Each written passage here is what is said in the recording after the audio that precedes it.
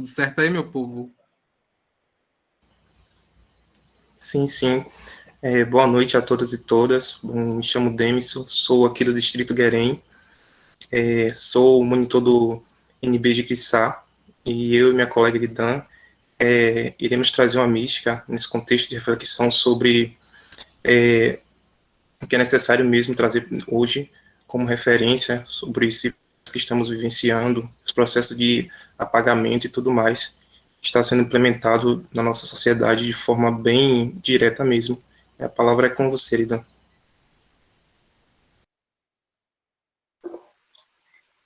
Oi, boa noite a todos. Meu nome é Eridan, sou moradora aqui do distrito do Guerém. E estamos aí, vamos apresentar aí nossa mística hoje. A mística do NB Piá hoje será com o maestro Wesley, que vai tocar uma música na clarineta, e ele vai tocar a música de um grande artista brasileiro, negro também, do Milton Nascimento.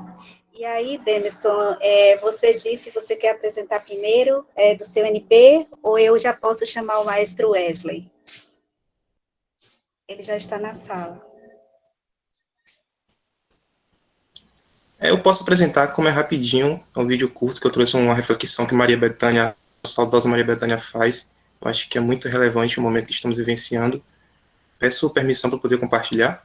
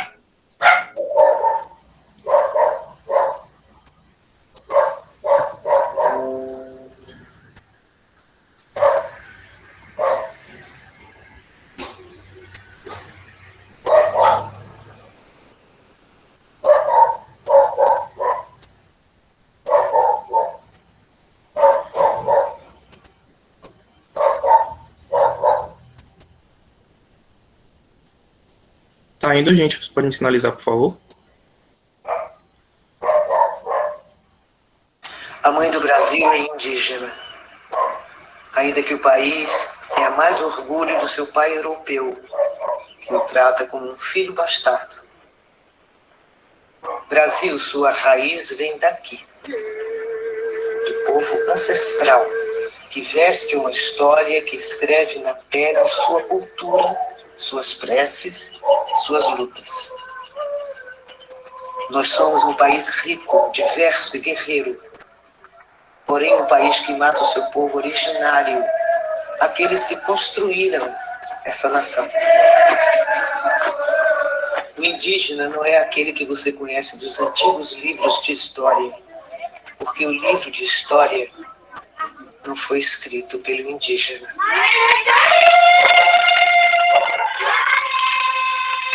Ele não está apenas na aldeia tentando sobreviver. Ele está na aldeia, na universidade, no mercado de trabalho, na arte, porque o Brasil todo é terra indígena. O brasileiro devia ter mais orgulho do sangue indígena que corre em suas veias. Porque a mãe do Brasil é indígena.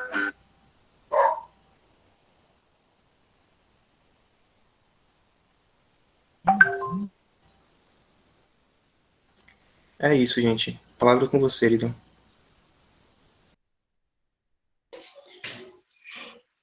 Maestro Wesley, você está por aí? Estou aqui sim. Então, por favor, gente, acho que ele mesmo, né, pode se apresentar, mas já a princípio, Maestro Wesley é músico, maestro, compositor, ele vai apresentar para a gente aí. Maria, por favor, Wesley pode... Com licença, boa noite a todos. Eu sou Wesley, né? Eu Sou natural do interior da Bahia, Livramento de Nossa Senhora, ali, Chapada. Porém, hoje eu moro em Salvador, né? E trabalho com um grupo de canto que a Erina participa também. E trouxe a música Maria Maria de Milton Nascimento, né? Diante de todas essas questões que a gente vive aqui. Eu vou, antes de tocar o clarinete, eu vou só falar um trechinho da música que é um dos trechos que eu mais gosto, né? Que diz assim: mas é preciso ter força, é preciso ter raça, é preciso ter gana sempre. Quem traz no corpo a marca Maria Maria, misturador e alegria. Então, acho que como povo brasileiro, né, que nós somos,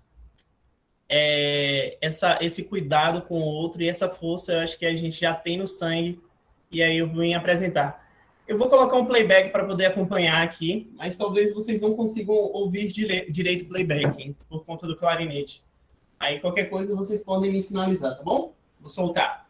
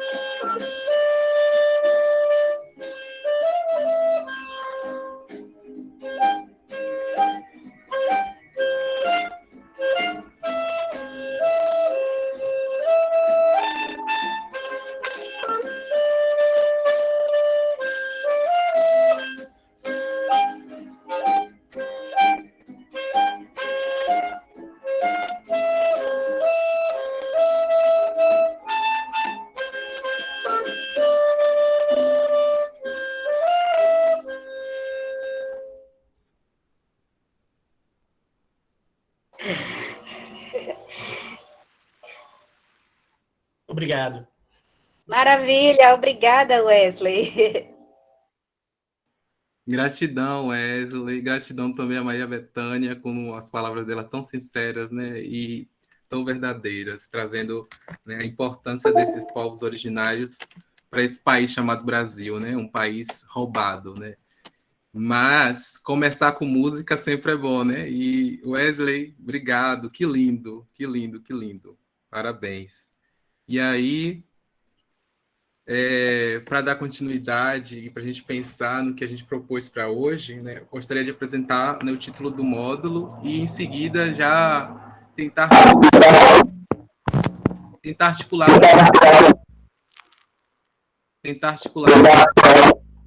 Tem alguém aí com o microfone? Pronto, obrigado. Tentar articular com os nossos convidados, né? O professor Edson Caiapó, a cacique Jesuína chegou um pouco depois. Ele já tinha falado que, como saiu de uma live, gostaria de iniciar, né? Depois que a cacique falasse, né? Compartilhasse suas informações para a gente. E aí, eu gostaria de perguntar à cacique se ela poderia começar, né, a trazer para a gente o debate, o que ela se propôs a trazer para a gente nessa noite. Então, boa noite, né, a todos e todas presentes aí nesse momento. Importante, né, que é sempre importante quando a gente abre espaço para trazer memória, né, das nossas vivências, das nossas práticas, mesmo diante das dificuldades. Eu entendi bem, eu inicio e o Edson. Boa noite, Edson. Boa noite. Eu inicio e depois Edson dá continuidade, foi assim que eu entendi? Sim, poderia ser dessa forma, porque ele tinha falado que saiu de uma live, aí queria descansar um pouco, para depois ele continuar. Pronto. Não tem problema nenhum, não. É bom que fecha com o mestre aí, né, com o doutor, as informações. Mas então, aí, antes disso, eu gostaria de partilhar, pelo menos, o título de hoje, né, que é Ciências Humanas, Linguagem e Educação das Relações Étnico-Raciais no Distrito Guerém, Valência, Bahia. Mas fique à vontade, né? Hoje a gente vai ter aqui o bate-papo com a líder indígena Jesuína Tupinambá e o professor Edson Caiapó.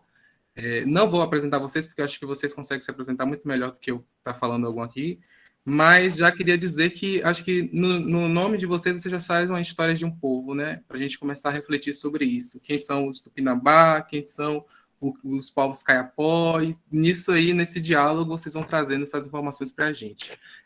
Só uma coisinha chata, né, que essa questão de tempo, vocês vão ter de 25 a 30 minutos de fala para a gente conseguir, no final, construir um debate a respeito do que vocês estão colocando para a gente e pensar também nas reações das pessoas, né, dos nossos cursistas. Mas aí vocês se articulam dentro desse tempo e o espaço é de vocês. certo, então. Já posso iniciar? Sim. Pronto. Então, vou me apresentar, né? Eu sou cacique Jesuína, da etnia Tupinambá, aqui do território de Olivença. Estou ali no Conselho de Educação do Estado da Bahia como conselheira, né, representando aí os povos indígenas da Bahia. E estou também no Fórum MEIBRA como subsecretária, representando aqui o sul da Bahia, né, que é os povos Pataxó, Rãrãe e Tupinambá. Sou também professora indígena e estou, no momento, como vice-diretora do Colégio Estadual Indígena Tupinambá de Olivença.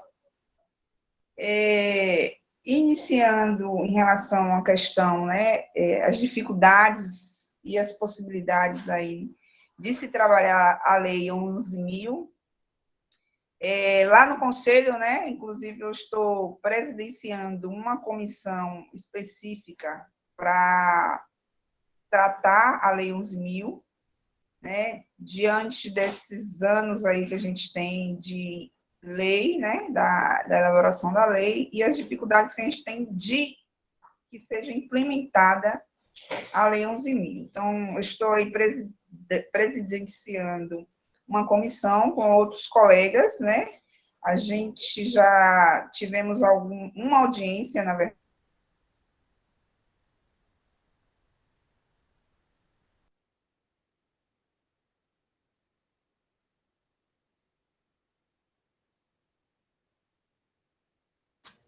Será que a Jesuína caiu, foi? Foi, caiu, mas voltou. Eu acho que é a minha internet, que não está muito boa aqui, porque o tempo está fechado de chuva aqui na nossa região, viu? Então, se cair novamente, é justamente por causa dessa situação. Então, nós estamos lá, né, acompanhando essa discussão, já tivemos alguns momentos, uma audiência, na verdade, uma audiência que houve, que a gente conseguiu está presente alguns povos, né, indígenas aqui da Bahia participando. Estamos aí lá no Conselho elaborando um questionário de pesquisa que a gente vai compartilhar e direcionar para as escolas da Bahia, né, com alguns questionamentos referentes à Lei 11.000, né? Se está implementando, de que forma está implementando, a gente está fazendo esse levantamento justamente para tentar identificar, né, essas dificuldades, outras mais dificuldades, né, além da que a gente já tem aí identificado ao longo desses anos, né, para que, de fato, a Lei 11.000 ela seja implementada nas escolas, né, para que a população baiana, principalmente, ela tenha conhecimento, né, da população indígena que nós temos aqui na Bahia. Então, ao longo desses anos, o que a gente percebeu e o que a gente percebe é que se conhece muito pouco ainda, né? Se conhece muito pouco. Então, precisa que avancemos, né? Precisa que nós conseguimos avançar com essas implementações, com esses diálogos, com essas discussões. E nessa audiência, a gente conseguiu, né? Algumas instituições estiveram presentes para se colocar quais as dificuldades que têm tido, e lá nós conseguimos identificar que, além de algumas dificuldades, né, em relação ao material didático da população indígena, que a gente tem essa dificuldade, né, como povo, ainda na questão de publicação de material, para que as outras pessoas tenham conhecimento da nossa história, né? Então, a gente tem aí essa dificuldade. E essa dificuldade tem dificultado, né, na verdade, o trabalho, as ações, né, dos professores da educação básica do estado da Bahia, né? Porque uma das queixas é que não se encontra muito material, né? Que não se tem. E a realidade é justamente essa é uma das realidades, né? E a nossa nova resolução, né, que ela está em andamento, ela vai trazer, né, e chamar a atenção dos órgãos competentes, das instituições municipais e estaduais, né, secretarias, para que possibilite, né, que esse material aí, que a gente tem tanto indígena e universitário, fazendo graduações, mestres, doutores, né, com materiais riquíssimos aí para ser apresentado, para ser conhecido, para ser divulgado. Então, esse material é que vai direcionar, né? Direcionar as escolas, a educação básica, as instituições, a trazer a história, né, da população indígena que nós temos aí, uma diversidade tão grande no estado da Bahia. Além desse material, né, que a gente a queixa de muitos professores, né, ou da grande maioria dos professores, que não se encontra muito, a questão da história da localidade, né, e do estado mesmo. Um exemplo a gente tem muitos professores, né, a gente participa de algumas tantas formações, e na hora de se trabalhar, de se preparar algo para apresentar a Lei 11.000, né, trazer essa discussão com os alunos, com os professores em formação, se busca a realidade de outro estado, né? Então, isso mostra que realmente a gente precisa possibilitar mais espaços, né, mais momentos, né, para estar dialogando a verdadeira história, né, e contribuições dos povos indígenas do Brasil. Dizendo assim também, a gente identificou a necessidade de se dar continuidade, até porque lá na Lei 11.000, né, que ela veio para implementar a 10.000, lá tem um artigo que diz que tem que ter avaliação, né? Então, a gente já tem... Falta isso, na verdade, né? Falta esse momento. Então, o Conselho de Educação do Estado da Bahia, nesse momento, está buscando justamente fazer essa avaliação com as instituições, né? Trazer para essa discussão e dar direcionamento de como que a gente pode avançar, né? Como é que a gente pode passar desses desafios e dar continuidade aí. Nessa discussão que nós temos e que nós estamos elaborando, né? Na verdade, a resolução ela já está em processo final, e lá ela vai direcionar, né, as secretarias de educação, as instituições, tanto públicas como particulares, a apresentar, né, e a trabalhar. Lembrando lá que a BNCC ela traz, né, lá na sua parte diversificada, a resolução específica que traz alguns direcionamentos e algumas orientações, né, para as escolas, para as instituições municipais, estaduais e particulares. A resolução que trata da BNCC, na parte diversificada, ela já traz também essa chamativa, né, essa chamativa para que as escolas elas possam estar atentas, né, para trabalhar a Lei 11.000, não só na parte histórica, né, mas em todas as disciplinas, porque nós indígenas, né, nós temos contribuído não só na história, mas na área de linguagens, né, na área de exatas, né, na área de ciências. Então, a gente precisa que esse trabalho, né, seja feito de uma forma como um todo, né? Então, trazer essas contribuições, trazer essa discussão e esse diálogo para que os alunos, né, e os professores em formação, ele perceba, né?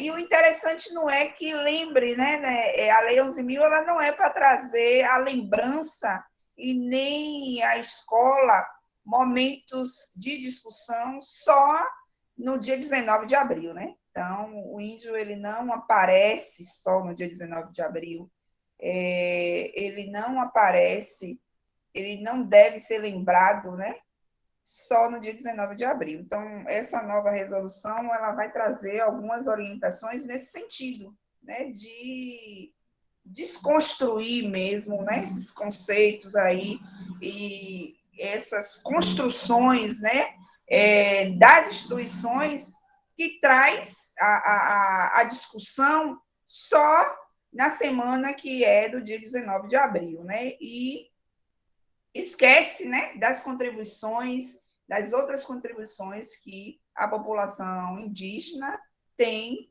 em todas as áreas, né, em todos os momentos de construção social do indivíduo, né? Então, a gente vai estar trazendo nessa resolução uma reflexão, né, acerca disso, e a escola, as instituições modificar, né, os seus planos pedagógicos, né, os seus projetos políticos pedagógicos, os seus projetos de ação e achar que está, né, trabalhando a Lei 11.000, né, e achar que está contemplando, né, o que é de obrigatoriedade das escolas, que é trabalhar e promover, né, essa discussão.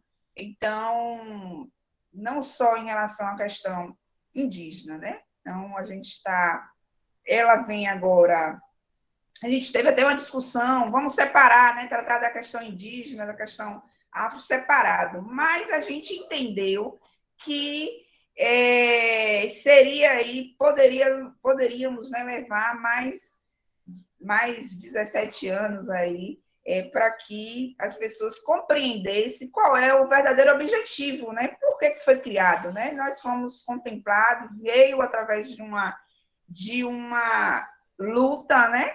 Essa questão de que as instituições elas estejam, né, sejam obrigadas a lembrar e a falar da história do índio. Outra questão, né, a gente precisa ainda enfrentar a rejeição, né? Existe ainda essa rejeição institucional. A gente recebe lá os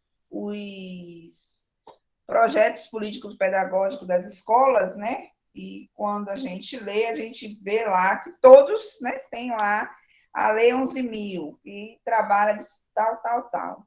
Mas quando a gente vai para aquele contexto, né, se aprofundar de que forma que essa escola trabalha, não é o que nós desejamos, né? Tanto que não é que a gente continua aí com essa sociedade aí preconceituosa, né?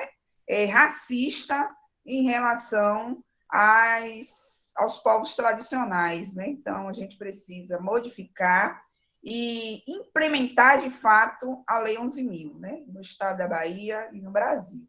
Então, nós estamos nessa discussão, né? Já finalizando, na verdade, depois, assim, tivemos, né, momentos de discussão com defensores públicos, com a UNCM, né? A Undime também, né? Porque a gente precisa inserir, não é só uma ação do Conselho de Educação do Estado da Bahia, mas tem que ser uma ação, né, coletiva, para que haja as modificações necessárias, né? Para que, de fato, a gente consiga fazer com que as pessoas, né, as instituições, os professores, os nossos alunos, eles possam repensar, né, e construir novos conceitos que os levem, né, a respeitar e a reconhecer as contribuições das populações indígenas do estado da Bahia. Então, aí eu deixo assim um questionamento, uma reflexão, né, para nós, né, que a gente precisa estar a todo momento refletindo para que haja mesmo a construção, né, para que haja a busca dessas modificações.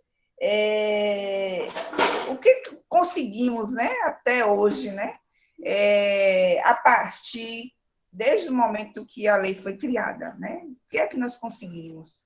Então, cada qual no seu espaço, né, no seu espaço de conhecimento, né, no seu espaço de construção, né, o que é que foi conseguido, né, construir, o que foi conseguido. Aí a gente traz aí ao momento atual que a gente tem passado aí de dificuldade, né, para a população indígena no Brasil, né, que tem, vocês devem estar acompanhando, né, na mídia.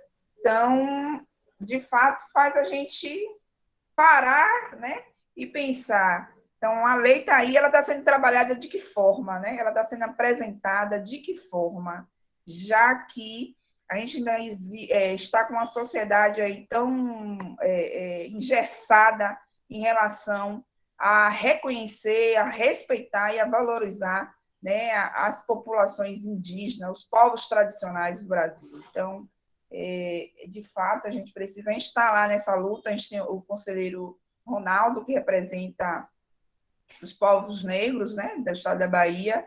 Estamos nós dois nesse diálogo e, às vezes, a gente se choca, né, com o que a gente ouve, com o que a gente percebe, né, nas falas, nas colocações, nas ações, né, de instituições, de pessoas que estão aí à frente da instituição. Então, a gente precisa realmente modificar os pensamentos. E como é que nós vamos modificar esses pensamentos e essas ações, né, para que a gente consiga uma sociedade melhor, né, uma sociedade que realmente conheça a história, né, e uma sociedade que esteja aberta para que reconhecer e valorizar essa história. E aí, falar dos desafios, né? Porque o tema traz essa reflexão, essa percepção, né? Em cima dos desafios, né? Então, os desafios são muitos, né? A gente sabe, né? Os desafios são tantos, mas a gente, quando há, né, pessoas pensando em como é que vai direcionar, e que bom, né, que agora a gente está conseguindo fazer essa nova resolução, né, para direcionar, e tem uma indígena participando, né, para que a gente possa dar essa percepção, essa modificação com o olhar e com a participação realmente dos sujeitos, né, que realmente têm passado essa dificuldade, que tem conhecimento da história. Então, esses desafios, entre eles muitos, né, a falta de apoio da gestão educacional, a gente sabe, tanto a nível como secretaria, falta esse apoio, a gente identificou, e lá na resolução a gente vai trazer mais esse adentro, né, para chamar as secretarias para essa responsabilidade, né, porque essa responsabilidade ela não é só do professor, né, ela também não é só da instituição, ela precisa, né, que as secretarias estejam envolvidas, estejam fazendo o seu papel para que tudo que for pensado e construído, né, ele consiga avançar, né? Então, esse desinteresse que há muitas vezes do governo, né, dos dirigentes, tanto municipais ou estaduais, em relação às políticas públicas voltadas, né, para a implementação da Lei 11.000, isso precisa ser também ali cobrado, né? Isso precisa ser lembrado também. Então, a gente sabe que a responsabilidade, ela perpassa, né, vários âmbitos burocráticos que precisam estar ativos, né, cada qual na sua responsabilidade. Então, temos aí a falta de conhecimento, né? Aí eu estou falando alguns pontos que a gente detectou quando a gente teve audiência, que foi algumas falas, algumas colocações de alguns professores também, a questão da falta do conhecimento mesmo da história. Então, o que é que eu vou, como professor, né? Que muitas instituições aí, elas estão direcionando um professor, né? E muitas vezes esse professor não tem formação, esse professor está sem a experiência, sem esse conhecimento. Então, a falta de conhecimento desse professor, né, lá na sala de aula, vai dificultar também que esse trabalho. Então, esse trabalho ele não está sendo feito de fato como ele deveria, né? Então, tem que ter esse incentivo, né, esse compartilhamento de material para que esses professores que estão, né, lá na sala de aula, ele possa trabalhar de forma que venha contemplar, né, o que a lei, de fato, ela tem, desde o momento que ela foi construída, que ela do que a lei foi pensada, né, almejada pelos povos indígenas. Então, muitas vezes a responsabilidade jogada, né, nas costas dos professores, tanto da educação básica e das instituições, né, que estão aí formando os professores. Então, a gente precisa construir, né, construir de forma coletiva e com a participação de todas, para que as modificações elas venham e para que a gente modifique mesmo os pensamentos, que o objetivo é esse, né? Trazer a história, trazer a realidade, para que a nossa sociedade ela consiga compreender e respeitar todos os povos, né? Todas as sociedades, todas as colaborações, né, sociais de cada indivíduo. Outro ponto que eu posso apresentar a vocês são pontos, né, que podemos considerar, né, em relação à implementação da Lei 11.000, né? A necessidade de considerar a temática e o currículo das licenciaturas. Então, esses professores, aí vai para as instituições, as universidades, né?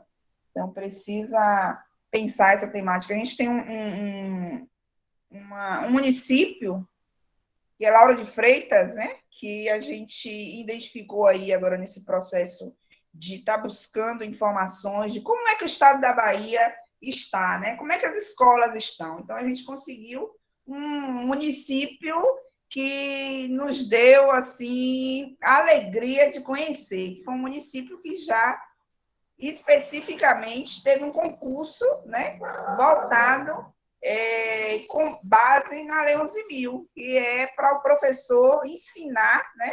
Então, teve um concurso público. Eles elaboraram a Secretaria de Educação do município de Lauro de Freitas, fez isso. Então, a gente pegou esse modelo, né, esse exemplo, e trouxemos também para a resolução, porque, de fato, foi, dentro do estado da Bahia, foi o único município que a gente percebeu e viu, né, que realmente buscou modificar as ações e possibilitar, de fato, a implementação da lei.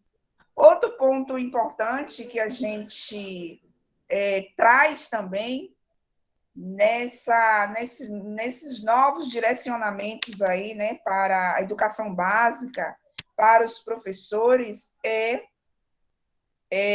que nós vamos estar acompanhando, né? Então, o objetivo agora, né, é acompanhar essas ações dentro das instituições. A gente tem mais de 3.000 escolas, a gente está agora analisando a dificuldade que vai ser, mas a gente vai criar, né, um instrumento avaliativo, né, de retorno para acompanhar essas ações, né, esse trabalho nas instituições, de que forma está acontecendo. Então, estamos lá quebrando a cabeça, né, a comissão, que é eu, o conselheiro Francisco, o conselheiro Ronaldo, de que forma a gente vai instrumentalizar, né, para que o conselho ele acompanhe e avalie, né, essas instituições, né, e avalie de forma que a avaliação, de fato, para que a gente modifique as próximas ações, para a gente tenha, né, outros exemplos, como o exemplo que é o município de Lauro de Freitas, né? Então, essa a intenção da nova resolução, essa a necessidade, depois de ouvir, né, as colocações, tanto das instituições particulares como municipais, representantes aí das secretarias de educação, professores, né, também. Então, depois de ouvir, a gente percebeu, né, que há essa necessidade, não é só a cobrança da implementação, mas precisa acompanhar essas ações, né? É preciso avaliar essas ações, até para que a gente consiga que essas instituições, elas se sintam, né, na obrigação, já que vai ter uma avaliação, elas vão se sentir na obrigação de fato, possibilitar, né, no seu meio institucional, ações que levem, né, a divulgação, leve o diálogo e leve as discussões da Lei 11.000. E essas minhas colocações, eu vou já, Edson, já dá para falar aí, Edson, qualquer coisa eu contribuo mais também. Pode falar, viu, minha parenta? À vontade aí, eu tô de boa. Não, eu estou falando aqui, porque quando eu falo demais, mas eu estou empoderando aqui o horário para não extrapolar, né? Porque eu gosto de ouvir Edson também. Ótimo. Pronto, Edson, pode ir. Ah, tá jóia, então, a palavra está comigo, né? Isso. Bom, eu quero agradecer, em primeiro lugar, o convite, né, da rapaziada e da moçada aí, das guerreiras e guerreiros, para estar aqui nesse diálogo bonito, né, de aprendizados para todos nós, né, todos e todas. Sempre bom estar com a parenta Jesuína, Tupinambá. Já estive com ela em tantos outros momentos, já atuamos juntos em vários projetos. E assim, eu quero dizer, sabe, que eu fico muito feliz de ver essa articulação, né, identitária, de pertencimento, que é muito desafiante, especialmente nesse momento em que nós estamos, né? Não é novidade para nenhum de nós aqui, nenhuma, que estamos numa conjuntura política muito difícil, né? Eu estive no acampamento em Brasília, no acampamento da luta pela vida, e assim, né, tentando organizar, junto com a parentada do Brasil inteiro, uma frente contra essa avalanche anti-indígena que atinge, né, a todos nós igualmente. Então, existe uma ameaça muito séria nesse momento do Estado brasileiro definitivamente engavetar todos os processos de demarcação de territórios e colocar em risco a retirada do título de território homologado de muitos territórios que já estão homologados, porque eles estão dizendo que, para efeito de demarcação, só terão validades aqueles territórios que estavam ocupados pelos povos indígenas até o dia 5 de outubro de 1988, que é o ano da promulgação da Constituição. Só que esses senhores, né, latifundiários, ruralistas, né, senhores do agronegócio, que lá no século XIX eles eram chamados de senhores donatários, donos das capitanias hereditárias, sesmeiros, né, donos das sesmarias, esses senhores esquecem de voltar os olhos para o passado para lembrar que, por exemplo, né, o povo, né, vários povos, né, e eu me recordo aqui, por exemplo, do povo tupiniquim. O povo tupiniquim foi extinto através de um documento oficial, através de um documento de Estado, né? O povo tupiniquim nunca deixou de existir, né? Mas legalmente foi considerado pelo Estado povo extinto. E tantos outros povos, né, que foram extintos, né, através dessa violência legal. E aí, né, assim, coisas absurdas estão acontecendo, e bem nesse momento, e as crises, né?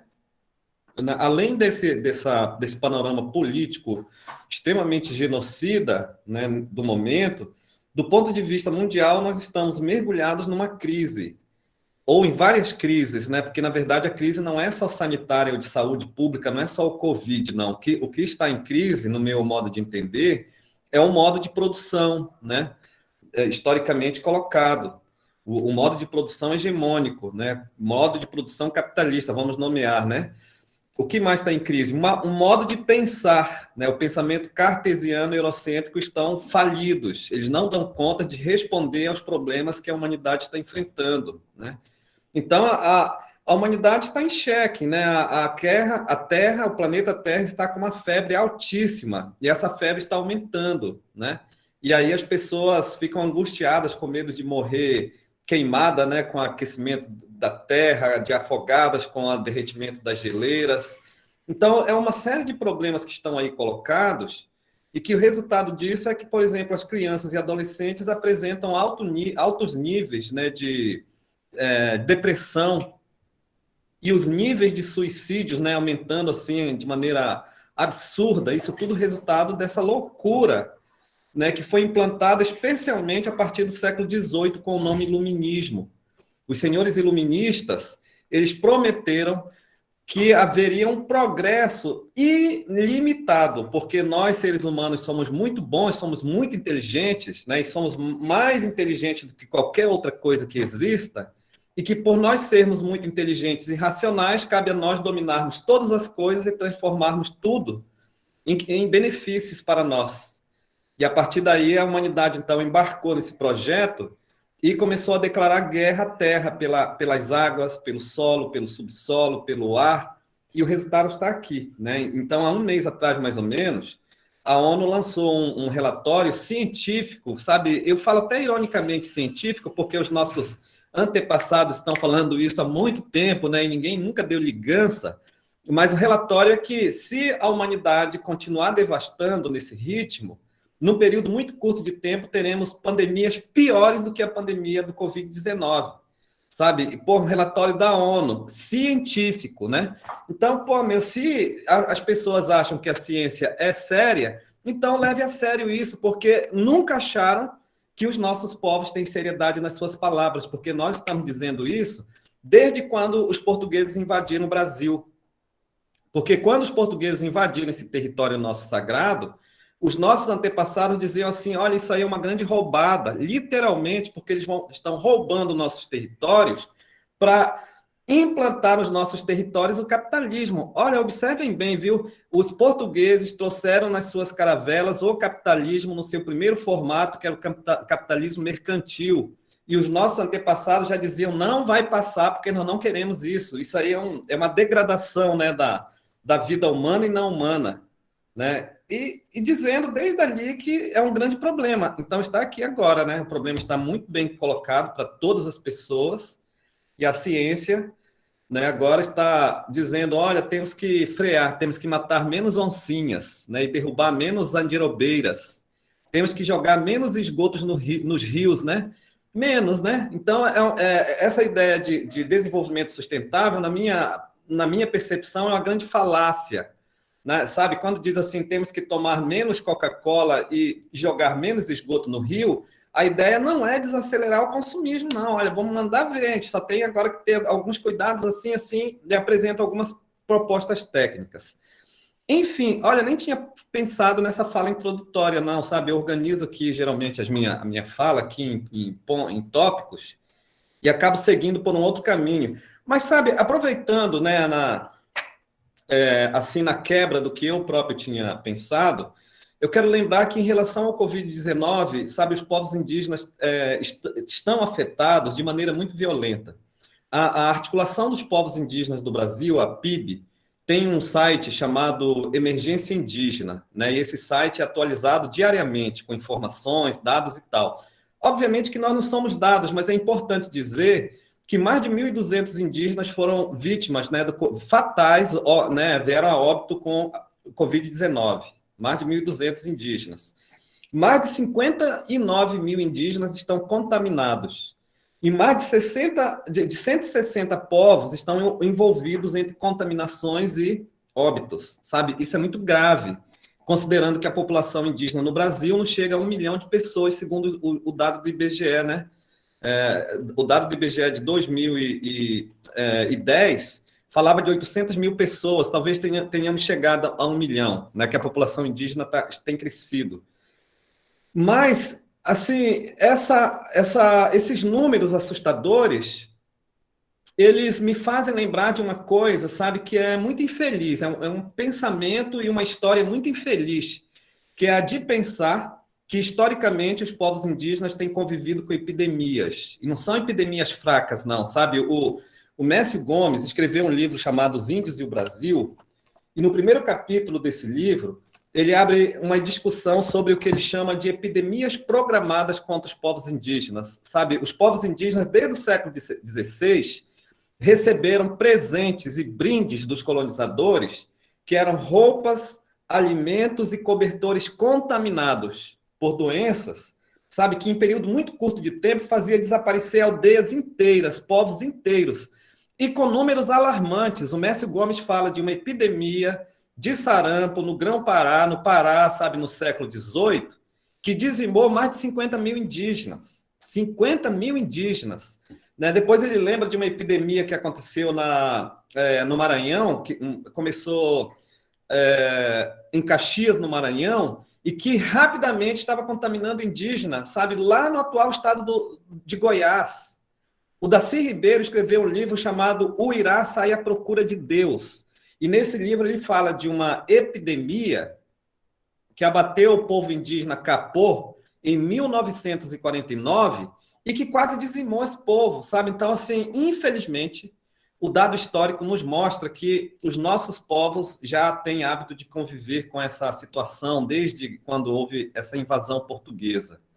É necessário, sabe, que a população brasileira e que as escolas abram esses debates para que elas consigam compreender que nós, povos indígenas, somos pessoas de carne e osso. Olha que coisa, né? As pessoas precisam saber que nós somos de carne e osso, né? E precisam saber que nós vivemos num tempo contemporâneo. Porque o que a escola e os professores reproduzem impavidamente é que nós somos seres do passado. E que o que existe sobre povos indígenas é folclore. né? Então, no dia 19 de abril, os professores lembram que os indinhos eram muito bonitinhos, né? E que eles tinham cabelo de tal forma e a pele e enquadram, né, numa generalidade absurda, que desrespeita totalmente as diversidades dos nossos povos. E aí fica lembrando que os povos, a sociedade brasileira, o povo brasileiro gosta de comer farinha, gosta de comer peixe assado, gosta de tomar banho de chuva, gosta de dormir em rede. Sabe por quê? Porque isso são heranças que ficaram dos indígenas que não mais existem, né? Então, é esse tipo de atrevimento que se ensina dentro das escolas brasileiras. Então, existe, assim, um grande desafio nosso, né, de educadores e educadoras, que é o de quebrar esse silêncio, né? O Walter Benjamin, né, que foi um grande pensador contemporâneo nosso, escreveu um texto clássico chamado sobre o conceito de história, né? E na segunda teses, né? Teses sobre o conceito de história, o nome do texto que está em PDF, é um texto curto. E na segunda tese que ele apresenta, ele faz uma pergunta, e a pergunta é assim, não escutamos nas vozes que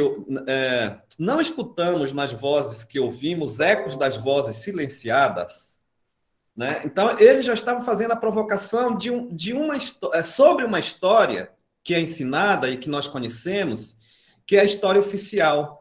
E a história oficial quer ser a única voz autorizada para falar e apresentar a verdade. Só que é uma verdade a partir de uma perspectiva eurocêntrica, né?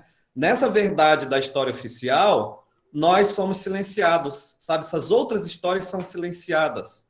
Então, a população brasileira não sabe, por exemplo, coisas básicas, não sabem quantos indígenas são hoje, quantos povos, quantas línguas falam, aonde vivem esses povos. Aí a provocação, assim, que eu gosto de fazer é a seguinte, olha, vamos puxar essa casca, né, que a gente conhece como organização geopolítica brasileira, né, o Brasil dividido em estados e municípios, vamos puxar isso e ver por baixo o que existe. Aí, por baixo disso, a gente vai ver o povo Guerém, o povo Tupinambá, o povo Kayapó, o povo, né, eu vou falar assim, lá dos vizinhos, né, do meu povo Kayapó. Lá aí tem o povo Xicrim, tem o povo Oiampi, tem o povo Galibi, tem o povo Caripuna, tem o povo Aiuai. E um monte de povos, são tipo assim, 300 e, sei lá, mais de 320 povos diferentes. E esse número está sempre em movimento, né? Porque outros povos que até então o Estado não reconhecia estão dizendo, olha, nós estamos aqui. Né? O decreto extinguiu a nossa gente, mas nós estamos aqui, queremos inclusive os nossos territórios. E vamos fazer retomada dos nossos territórios. E aí os grandes meios de comunicação vão dizer retomada não, isso é invasão. Vocês estão invadindo e a justiça tem que dar um jeito de prender e matar esses invasores, que são as lideranças dos nossos povos, né? Então, aí vejam só, né? A sociedade brasileira, as crianças e adolescentes e jovens, e inclusive os professores, não sabem, né, dessas informações. Quantos são? Quantas línguas falam? Né? E aí é bom voltar sempre os olhos para o passado. Né? Segundo os estudos arqueológicos, antropológicos, linguísticos, históricos, em 1500, no tempo da invasão, nós compunhamos aqui nesse espaço que apelidaram de Brasil, compunhamos uma população de mais de 10 milhões de pessoas. Sabe, eu fico abismado porque os livros aí acadêmicos, os escritos acadêmicos, ficam falando de 3 milhões de pessoas. Poxa, a professora Ana Cristina, que é uma arqueóloga assim, muito respeitada e amiga nossa aqui, colaboradora na licenciatura intercultural indígena, ela fala assim, Edson, falar de 10 milhões é um número assim, muito para baixo. Porque existem vários estudos que falam que 10 milhões era a população na Amazônia. Entendeu? A gente não está nem nos reportando ao restante do Brasil. Mas vamos lá, sabe? Diante da estimativa de 3 milhões que tentam oficializar por aí, eu prefiro rebater e falar 10 milhões de pessoas, falantes de mais de 1.200 línguas diferentes e que compunham milhares de povos diferentes. E que, num período muito curto de tempo colonial, houve desaparecimento de muitos povos e de muita gente. Mas, enfim, hoje é uma população de aproximadamente 1 milhão de pessoas falantes de mais de 270 línguas diferentes e que compõem mais de 300 povos diferentes. Então, há uma resistência, a violência é muito grande, mas a resistência é sempre muito bem pontuada e muito bem colocada pelos povos indígenas. Então, é necessário nós quebrarmos essa relação escolar que apresenta os nossos povos congelados no passado. É preciso nós quebrarmos as pernas dessa generalidade que diz que todo índio adora Tupã, que todo índio fala tupi e que todo índio é vinculado à Jacira. Nós temos que ter todo respeito a isso, sabe? Tupã, né? A divindade Tupã, a língua tupi, Jacira e tudo mais, temos que ter todo respeito a isso. Mas só que querer estabelecer esses critérios como critérios culturais de todos os povos, obviamente que é um equívoco absoluto, né? As pessoas têm que saber dessa diversidade e saber que essa diversidade é efetiva. Então, quando nós dizemos, por exemplo, que a escola Kayapó, do povo Kayapó, não serve, por exemplo, para o povo Tupinambá, ora, por que não serve? Por vários motivos. O primeiro é que o povo Kayapó fala a língua Bembegocré e o povo Tupinambá fala a língua Tupi. Né? Mas não só isso, né? O povo Tupinambá ele está num outro espaço geográfico, né? Diferente do espaço amazônico, onde estão o povo Kayapó. E, enfim, né, as relações históricas são diferentes e isso tem que ser respeitado. Mas vejam só, o indígena condenado ao passado, os povos indígenas generalizados dentro da sala de aula e tratados com estereótipos de vários tipos. Eu prefiro juntar esse conjunto, esses elementos e dizer que é um racismo. Sabe, às vezes a gente fica usando a palavra preconceito para nos reportarmos aos povos indígenas.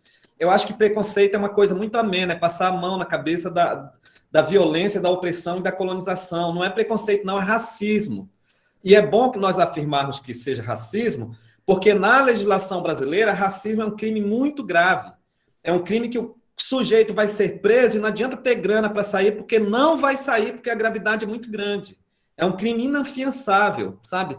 E o que nós sofremos historicamente não é outra coisa a não ser racismo. Vejam só, quando os portugueses chegaram aqui, os próprios missionários jesuítas, eles diziam que nós, povos indígenas, eram povos que tínhamos vínculos com o demônio. Nós não tínhamos fé. Segundo o Manuel da Nóbrega, né, tem um escrito que está em PDF por aí, pela internet, chamado... daqui a pouco eu vou lembrar desse escrito, tá?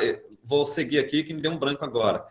Mas aí o Manuel da Nóbrega, ele vai dizer, então, que os povos indígenas não têm fé, têm credulidade. E a credulidade é uma vagabundagem da fé. Né? Então, os xamãs, os pajés, as lideranças espirituais são emissários diretos do demônio. E mais, né? Segundo o Manuel da Nóbrega, os povos indígenas têm vínculo com Cã. Cã era o filho maldito de Noé. Aquele que bebia, embebedou Noé, fez Noé tirar a roupa na frente de todo mundo.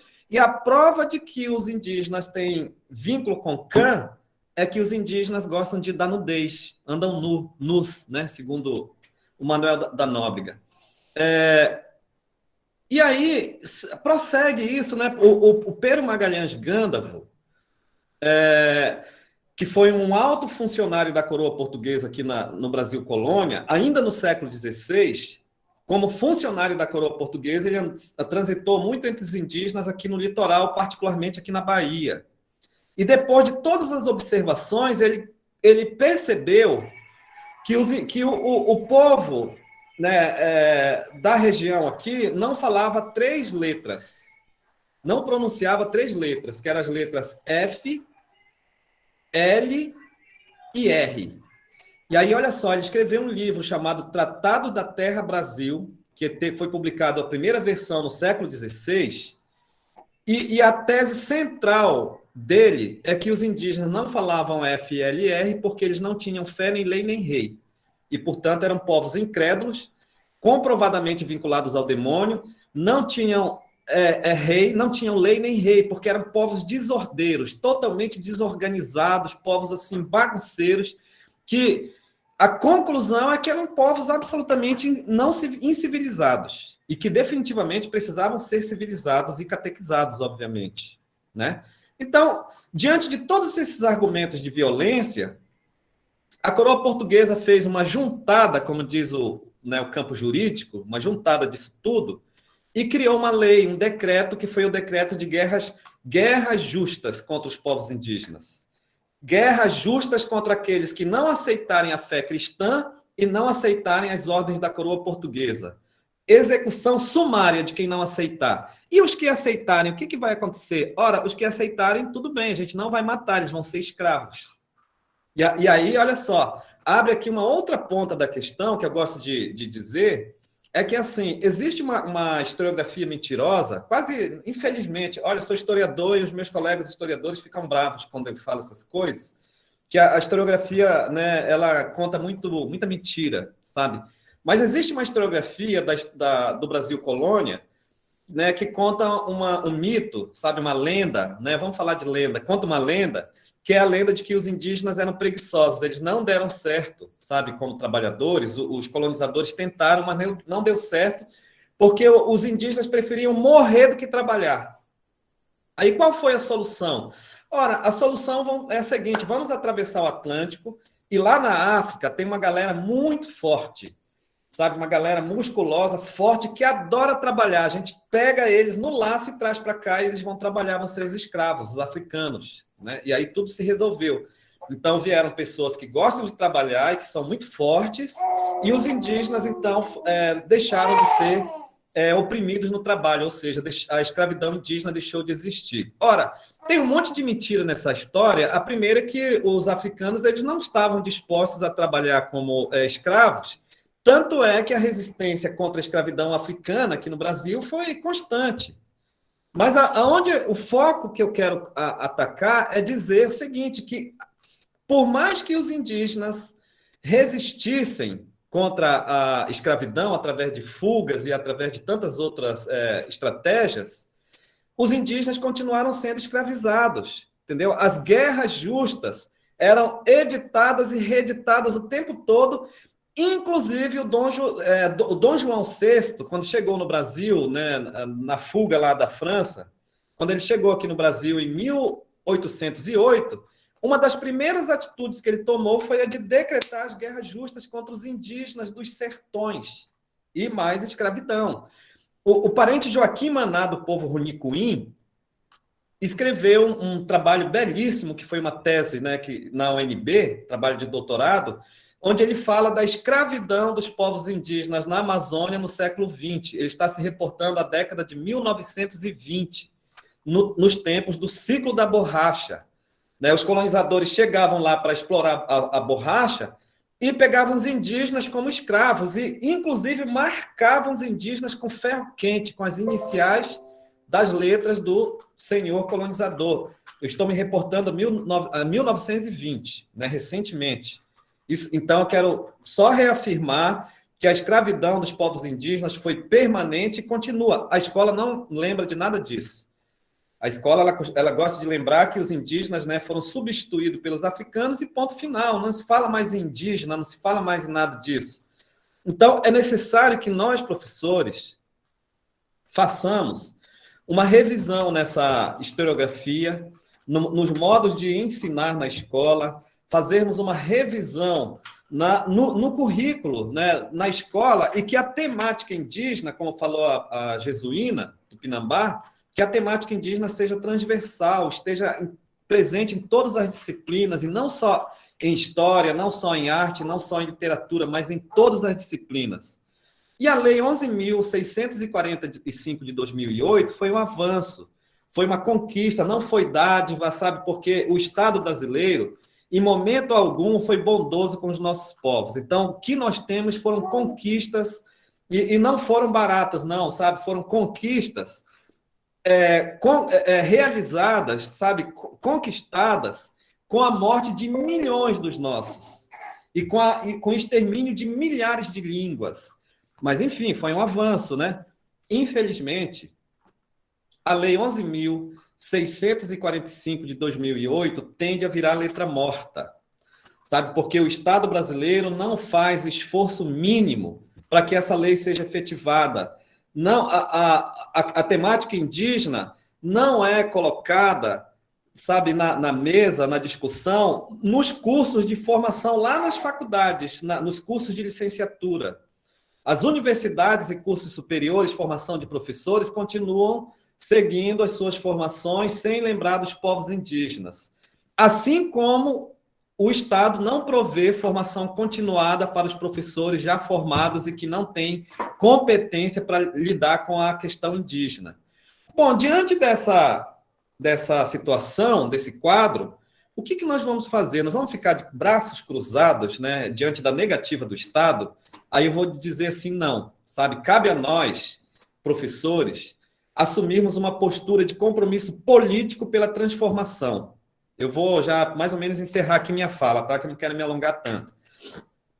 Cabe a nós arregaçarmos as mangas para fazer acontecer. Se o Estado não quer fazer, nós vamos fazer acontecer em dois sentidos. Um, pressionando o Estado para que ele cumpra, né, o seu papel e assuma o ônus, né, com essas formações, mas, ao mesmo tempo, organizando e realizando formações, a exemplo disso que está acontecendo aqui, sabe?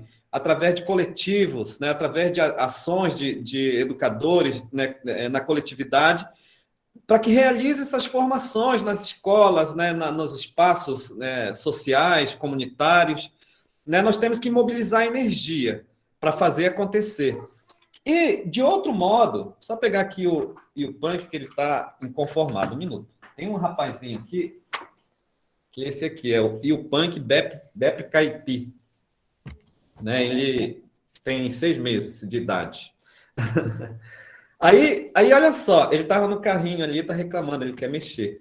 Aí, vejam só, né? Então, além desse movimento, né, ou melhor, faz parte desse movimento de fazer a lei acontecer, nos tornarmos pesquisadores, sabe? Fazermos essa aliança de ensino e pesquisa. Hoje em dia, não dá mais para dizer que não tem material, sabe? O Estado tem que produzir material didático específico para a escola, mas, poxa, nas redes sociais, nós encontramos uma quantidade muito, muito grande de material, sabe? Assim, de vídeos, de filmes de muito boa qualidade, produzida por indígenas e por não indígenas, uma quantidade muito grande de teses muito sérias e boas, produzidas por indígenas e por não indígenas. Então, existe uma quantidade muito grande de material. Vou só citar aqui algumas fontes, olha. Pesquisem no site da APIB, Articulação dos Povos Indígenas do Brasil. Inclusive, a APIB produziu recentemente uma série de 6... como é que fala assim? São 6 episódios de uma série chamada Maracá, que a APIB vem contando sobre a pandemia desse momento, mas dizendo que isso não é de agora, não, isso é histórico, sabe? Um dos resultados, um dos desdobramentos da série Maracá foi a tentativa de incriminarem a Sônia Guajajara recentemente, né? Tentaram incriminá-la por conta da série Maracá, né? Aí tem, por exemplo, o CIMI. Eu não vou fazer nenhuma consideração sobre cristianismo, nenhuma mesmo. Vou só falar o seguinte, que o CIMI tem produzido coisa muito boa, muito interessante, informações assim, muito... que eu considero que são muito relevantes. Existe uma instituição indigenista que eu particularmente tenho como muito séria, que é o Instituto Socioambiental, o ISA. O ISA tem uma biblioteca digital assim de primeira linha, sabe, de coisa muito, muito boa.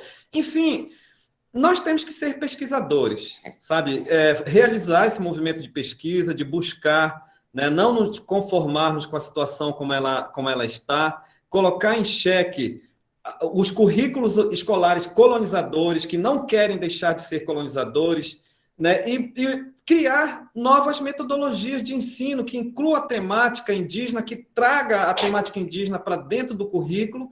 E lembrando uma questão, sabe, é muito importante que em todo esse processo de formação haja assim um zelo pelo protagonismo indígena.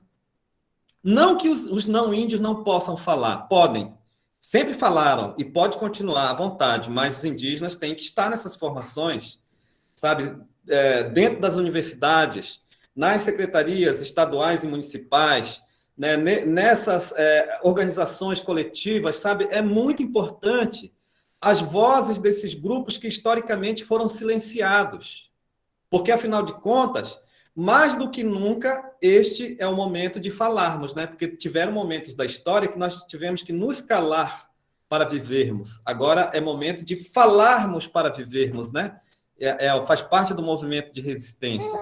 Então, nós temos que pensar nessa coisa do protagonismo. E, para fechar, eu quero lembrar, assim, que dentre os materiais que nós podemos e devemos utilizar, né, que são... eu diria que é uma fonte privilegiada de trabalho na sala de aula, é com a literatura indígena. Sabe, eu considero a literatura indígena a voz da ancestralidade. Existe um movimento muito forte hoje no Brasil, que é esse movimento de escritores indígenas, que vem produzindo, sabe, de vários povos e que vem produzindo, é um movimento que vem ganhando força. Hoje à tarde eu estava numa live pela Fundação Nacional de Literatura Infanto-Juvenil, falando exatamente, né, da literatura como instrumento, né, de ancestralidade e que nós devemos levar para a sala de aula.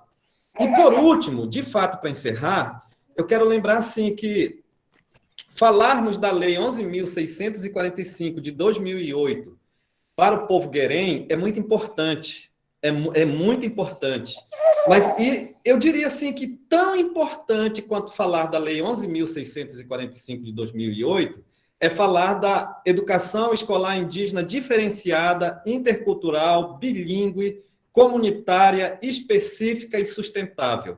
Sabe? Porque o modelo de educação, de fato, né, que serve para valer para os povos indígenas é uma educação diferenciada, que valorize as nossas tradições, as nossas diversidades sociolinguísticas, os nossos saberes milenarmente construídos dentro dos laboratórios dos nossos territórios. Enfim, sabe, fazer esse diálogo dos nossos saberes com a ciência convencional, vamos assim dizer.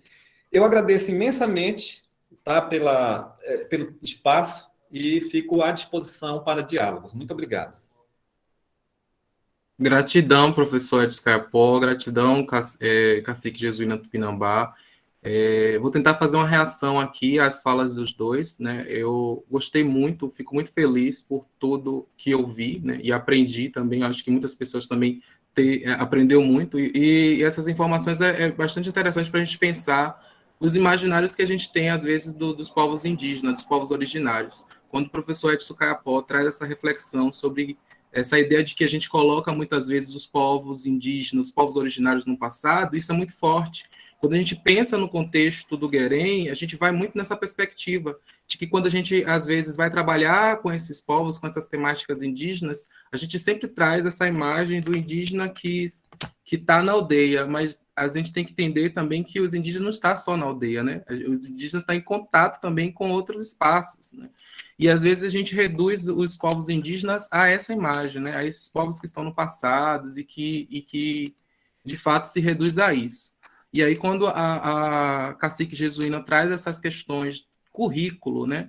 Para a gente pensar o currículo, para a gente pensar a implementação dessas questões dentro do currículo, a gente fica pensando no Guerém, né? Essa formação, ela busca principalmente suprir essa carência, né? Que por muitas vezes a gente tem e vê muito forte aqui no distrito, né? Eu, Adonias, Demisso, muitos jovens aqui vêm desse contexto da educação do campo, que não é do campo, que é no campo, que é descontextualizada, que não é diferenciada, como o professor Edson Caiapó traz. Quando a gente pensa, pelo menos eu fiquei nessa reflexão, quando a gente pensa em uma educação diferenciada, a gente está pensando em uma educação contextualizada, né, como o professor Edson Caiapó coloca. E aqui no território da gente tem uma certa carência, tanto que eu gostaria muito de ler aqui esse comentário do Adonias, que eu me vi também muito nesse relato, e eu acho que muitos dos jovens que estão aqui no distrito se vê também nesse comentário do Adonias. Ele coloca o seguinte, né? Sou nascido e criado nas terras do Guerém, nunca saí dessa terra. Sempre estudei nas escolas do distrito Guerém e nunca me contaram a minha história. Nunca. O que me dói, cheguei na universidade sem identidade. Eles roubaram as nossas terras, nossas riquezas, nossa cultura, pior de tudo, a nossa identidade. Precisamos contar a nossa história, a verdadeira, desde os anos iniciais. Ao meu ver, o primeiro passo para a retomada é a luta pela implementação dessa lei no nosso currículo. Guerém, guerreira, luta, resiste para existir. Que lindo! Essa é uma poesia também, né? E a gente pensar nessa questão da identidade, né? Quando a gente pensa na identidade indígena, quando a gente pensa na identidade dos povos do campo, a gente tem que fazer essa reflexão sobre os conhecimentos ancestrais que estão, né, em contato com a gente. O coletivo étnico-cultural e o Fórum Educação do Campo, a gente tem te articulado para pensar uma educação do campo que dialogue com essas especificidades. Essa não é a primeira formação que a gente está fazendo, a gente está fazendo outros momentos de formação, justamente para a gente pensar nessa ideia, né? Eu acho que tudo que foi colocado, né, pelo professor Edson Caiapó, pela cacique Jesuíno Tupinambá, tange essa reflexão da decolonização das nossas mentes, né? Dos nossos imaginários mesmo, né? Como a gente se vê, como a gente vê nossas identidades, como a gente afirma nossas identidades, como a gente vê esses povos, né? Os povos indígenas, como a gente vê as populações que tiveram e que passaram por uma diáspora forçada, né? Que foram submetidos, assim como os povos indígenas, a esse processo, né, que o professor Edson Caiapó traz com tanta didática, né, esse processo de racialização, de hierarquização, né. A gente é posicionado no passado, a gente é posicionado como uma identidade inferior, e tudo isso é uma construção psíquica, como o Aníbal Quijano coloca, e eu acho que o professor dialoga muito com esse pensador. E aí a gente fica pensando em estratégias, como a professora, eu estou te chamando de professora desde o início, mas é porque também é uma educadora, né? Está nos educando. Enfim, Jesuína, quando ela traz essa questão de a gente pensar na mobilização de um pensamento outro, né? De a gente pensar como é que a gente está pensando, como é que a gente está se relacionando com essas questões. Muitas vezes falta de informação mesmo, né? Às vezes a gente tem uma mente tão colonizada, tão ultrapassada, e para suprir isso, a gente tem que pensar nessa perspectiva que o Edson Caiapó coloca, de sermos educadores, pesquisadores, estudantes, contínuos, gente. E isso dialoga muito com o que o professor Carlos Adriano vem falando isso para a gente há muito tempo, que o nosso povo precisa de formação. A gente não precisa sair dos nossos territórios, a gente não precisa ir buscar conhecimento lá na Grécia, lá em outros países que não dialogam nada com a nossa realidade. O nosso conhecimento está dentro do nosso território, a gente dialogar com esses conhecimentos ancestrais, a gente entender que o conhecimento científico nunca vai dizer tudo, né? Não é toda a verdade. E aí, quando o professor Edson Caiapó traz essa ideia das ciências humanas, que é muitas vezes um erro, né? Muito grande, e a gente precisa partir para uma perspectiva de ciências humanas, outra, né, que o que a gente está dialogando aqui hoje, para a gente pensar uma produção de conhecimento que dialogue com esses outros saberes que são potentes. Eu fico pensando que são esses conhecimentos que estão permitindo a gente existir esse tempo todo. Em tempo de pandemia, quando o professor traz esses dados assustadores, né, do genocídio negro que vem se afirmando desde o processo da invasão nesse território, e aí o professor traz essa ideia de que eles vêm com esses vírus, eles vêm com o odor deles, nessas grossas roupagens deles lá, e traz os vírus deles, e a gente pensa também nos milhares de indígenas que morreram nesse processo e continuam morrendo até hoje. E aí, quando a gente olha para esses conhecimentos ancestrais, para os conhecimentos das folhas, das raízes, sabe, dos banhos, das ervas, das rezas, a gente vê também a produção de vida dentro desses conhecimentos que estão aí. E a gente não pode se esquecer disso, gente. A gente não pode chegar na academia e se esvaziar do que nós somos. Quando o Adonias coloca essa perspectiva de que ele chega na universidade sem identidade, é problemático, porque a escola, né, deveria findar esse papel de trabalhar a identidade desses povos. É você levar um texto que dialogue com a realidade dessas pessoas. Não existe mais. Agora, eu acho que todos aqui vão sair com essa ideia. Não é índio, é indígena. Outra coisa, tem materiais, a gente precisa, né, ir atrás desses materiais e estudar, levar para a sala de aula uma educação que seja verdadeira, que seja honesta. E nós todos precisamos também ter uma honestidade intelectual para também, né, ir atrás desses conhecimentos. E nunca se desvaziar, gente. Nunca se desvaziar, nunca achar que está por completo. Ainda mais a gente que é educadores. A gente está sempre em constante formação. E aí, né, o coletivo, o grupo DocForm, cria essas estratégias, né, para a gente pensar essa decolonização do saber, da nossa mente, que é acho que um dos primeiros processos que a gente tem que pensar é essa decolonização da mente mesmo. Quando a gente conseguir fazer esse movimento, que vem através da educação, a gente consegue fazer uma diferença muito grande. E aí eu queria saber, né, queria ouvir dos cursistas também, né, quais foram as reações de vocês nas falas dos professores, dos expositores, para que a gente possa fazer esse círculo de debate. Mas aí, outra coisa que me interessa muito é a literatura. Professor, eu faço letras num centro de formação de professores, que é um centro que forma professores, né? É um centro totalmente só de professores, majoritariamente negro e indígena, né? É uma universidade que tem feito, um centro que tem feito muita diferença na formação de professores. E aí, quando você traz essa questão da literatura indígena, eu fiquei muito reflexivo sobre isso. Queria que o senhor falasse mais um pouco a respeito do papel que ela assume na educação do não branco, né?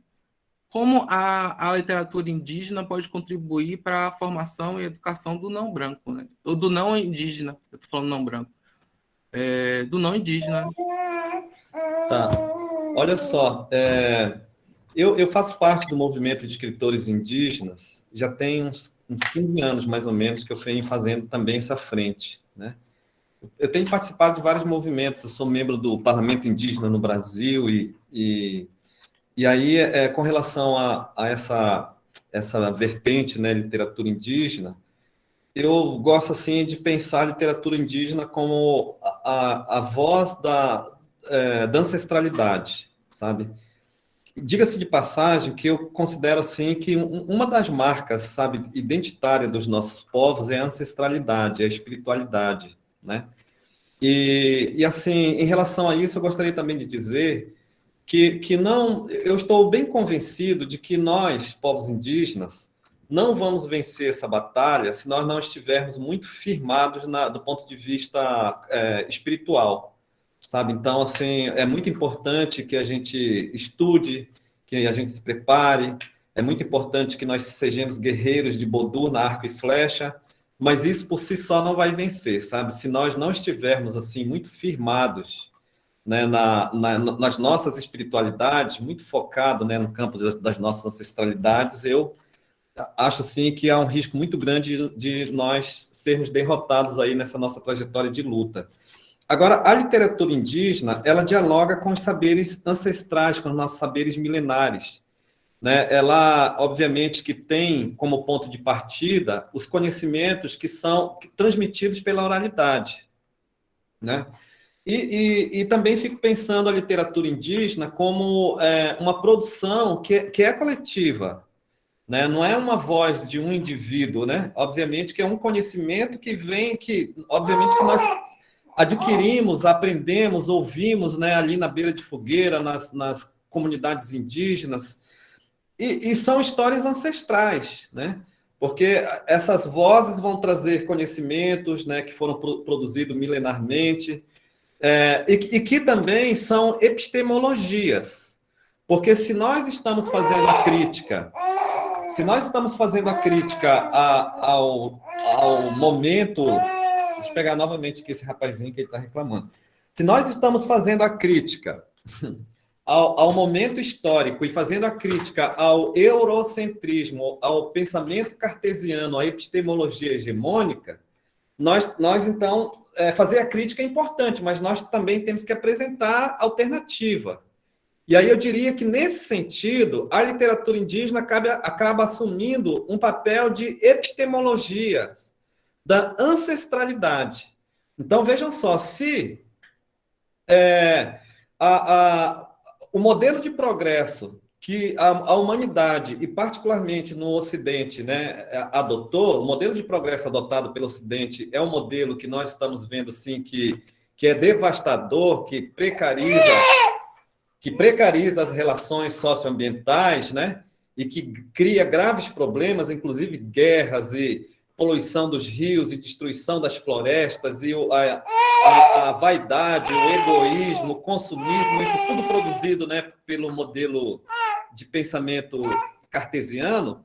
Então, qual é a alternativa? E aí a literatura indígena, eu penso que dialoga muito com isso, inclusive em forma de epistemologia, porque nós estamos dizendo assim, olha, é necessário respeitar a vida humana e não humana. É necessário nós percebermos que nós, né, na nossa ânsia de progresso, estamos... menino, que na nossa ânsia de progresso, nós estamos declarando guerra à terra. E, inclusive, às vezes, sendo muito prepotentes de acharmos que nós vamos vencer uma guerra contra a terra. Eu gosto de pensar assim, sabe, que a terra está sendo muito tolerante conosco. Nós estamos fazendo muita bagunça, né, sobre a terra e destruindo tudo, e ela está se segurando para não reagir, porque se ela reagir com a grandeza que ela tem, ela transforma nós todos, assim, em segundos, em poeira cósmica.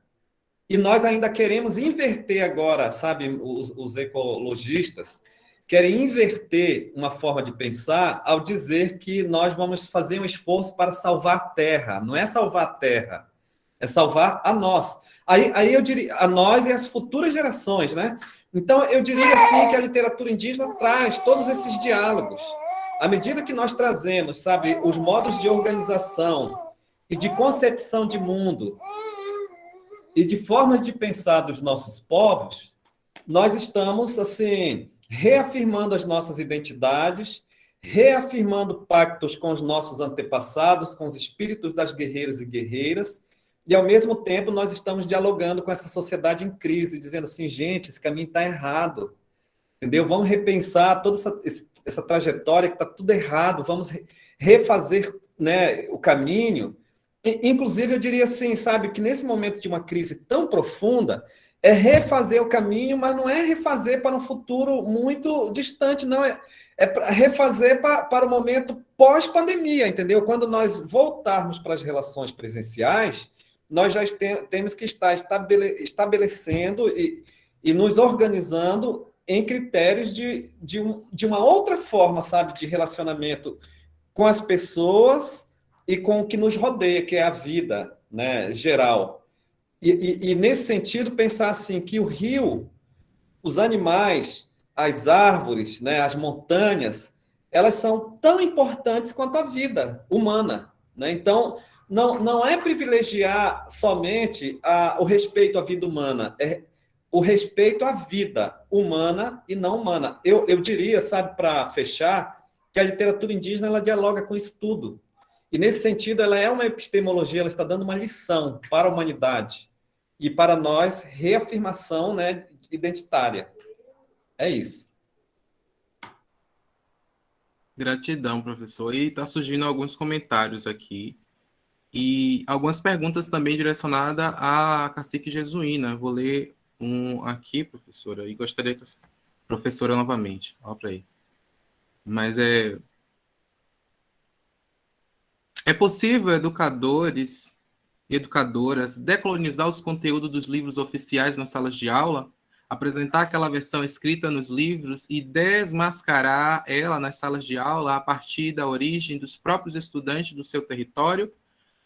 Quem coloca é Miralva. Então, vou responder essa pergunta com uma experiência nossa aqui na nossa escola, né? Nossa escola é uma escola indígena, mas atende também em não indígenas aqui da proximidade. Na processo de escolha do livro didático, né? Nós nos reunimos com os nossos professores para selecionar o livro que traga, né, nessas novas versões aí, conteúdos, né, que dê para trabalhar a realidade. Então, a gente experiência os professores de um momento desse, com alguns livros, disseram, não, nós não vamos, né, escolher porque a gente não tem, esses livros não trazem a nossa realidade, né, não conta a nossa história, então a gente não vai escolher o livro didático.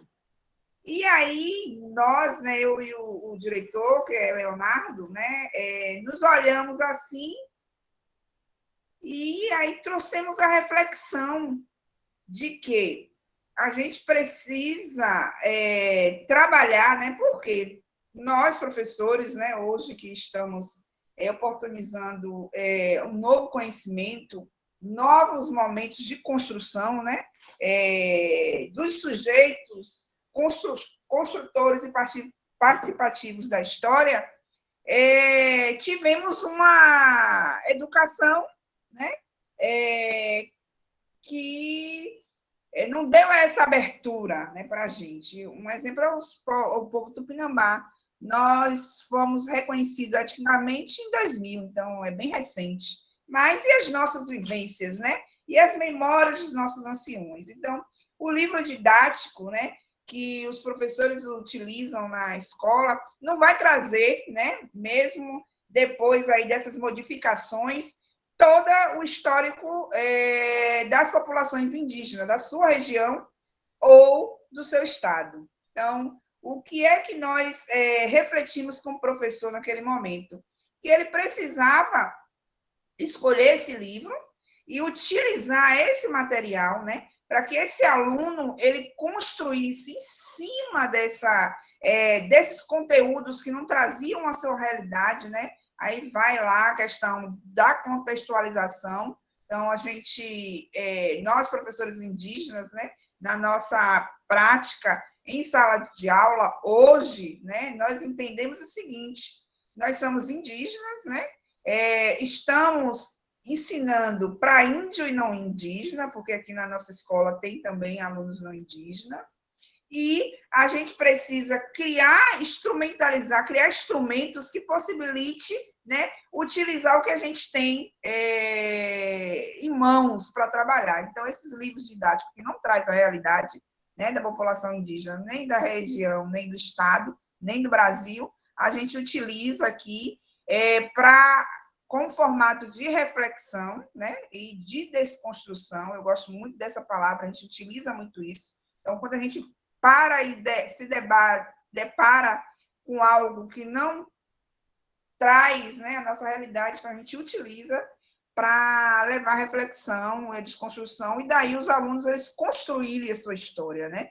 Eles buscarem as memórias, a sua vivência, a sua prática do dia a dia, para comparar com o que está ali posto no livro didático. Então, eles perceberem, a partir disso, que a história dele, né, que ele é um sujeito, que a história dele tem uma outra percepção, né, tem uma outra dimensão do olhar, né, daqueles que escreveram o livro e daquela história que foi passada, que nós aprendemos, né, e que ainda está aí implementada nos livros didáticos. Então, há essa possibilidade, sim, de utilizar para construir, né, para refletir se é realmente essa história, né? Um exemplo é aí quando a gente se depara até os dias de hoje e a gente repete isso, né? Muitas vezes o Brasil foi descoberto. Então, a gente ainda ouve, né, em pleno século XXI, as pessoas repetir, né, drasticamente que o Brasil foi descoberto em 1500. Então, pegar esses conteúdos aí engessados, né, que não traz a realidade histórica do Brasil e levar a reflexão e a construção da nova realidade, né, brasileira que nós temos, que é a participação, que da população indígena e nessa linha, né, de reflexão e de construção do novo, né, que não deixa de ser novo. Nós estamos aí há anos, mas a sociedade, infelizmente, está conhecendo agora, né? Verdade. Eu falo que é de Miralva, na verdade, é do coletivo. Mas o que a Miralva coloca é bem interessante para dialogar com o que a Cacique colocou para a gente, né? Miralva coloca aqui: precisamos confrontar urgentemente a história oficial tradicional e ressignificar a historiografia a partir do olhar dos próprios povos originários e africanos. Acho que dialoga bastante. A gente poderia fazer mais uma roda de debate. Tem outras perguntas, é porque o chat fica bem complicado a gente...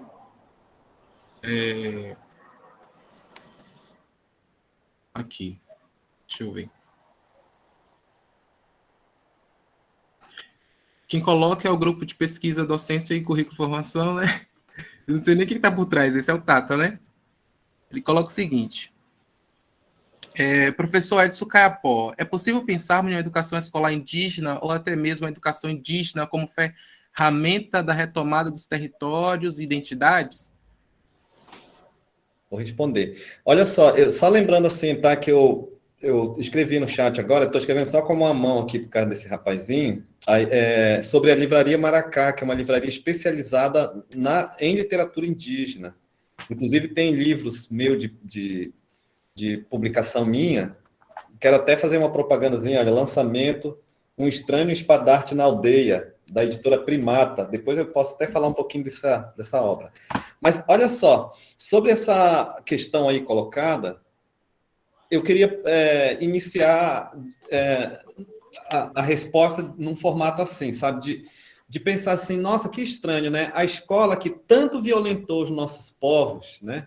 Que tanto massacrou os nossos povos e que tanto etnocídio promoveu, agora nós estamos apostando que ela pode vir a ser uma agência de libertação dos nossos povos.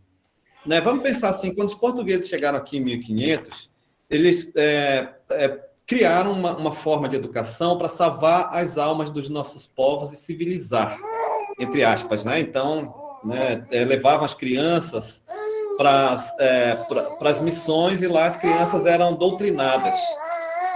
No outro momento, né, o Marquês de Pombal criou a política do Diretório dos Índios. Né? Os jesuítas foram expulsos e com o Diretório dos Índios a educação para os povos indígenas foi voltada muito para transformá-los em verdadeiros brasileiros, exímios falantes da língua portuguesa, e que aprendessem com a educação as profissões diversas, porque os indígenas passariam a viver dentro de vilas e precisavam ser carpinteiros, pedreiros, marceneiros, cozinheiras, né? E aí a educação se voltou muito para isso. E nunca, nesses momentos aí, a educação se preocupou com os elementos, com os aspectos vinculados às nossas línguas, às nossas cosmologias, às nossas memórias históricas, aos nossos saberes ancestrais. Nunca houve essa preocupação. Inclusive, quando o SPI, Serviço de Proteção ao Índio, foi criado em 1910 e a FUNAI substituiu depois o SPI, né, na ditadura militar, nem o SPI nem a FUNAI nunca prezaram, sabe, pelas diversidades sociolinguísticas dos nossos povos. No final da década de 70, o movimento indígena se organizou e se fortaleceu e exigiu um modelo de escola diferente, porque estava muito claro para os nossos povos que a educação sempre foi colonizadora e que ela não servia naquele formato colonizador.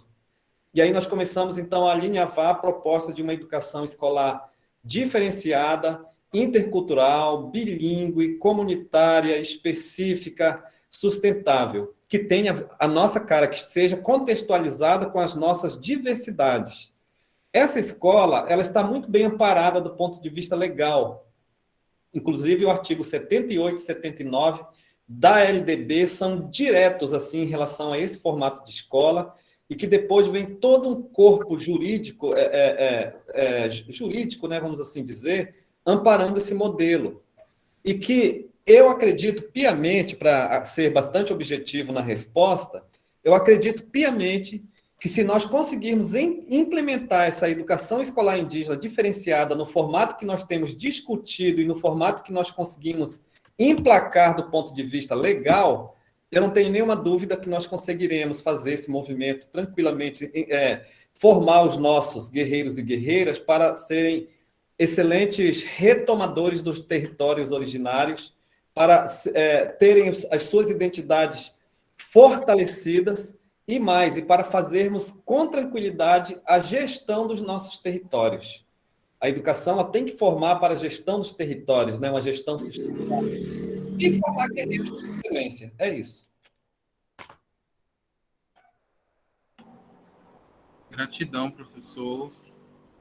Tem um comentário aqui que eu gostaria de ler, que foi a Inayara Lobo, que colocou, acho que dialoga muito com a primeira fala do professor Edson.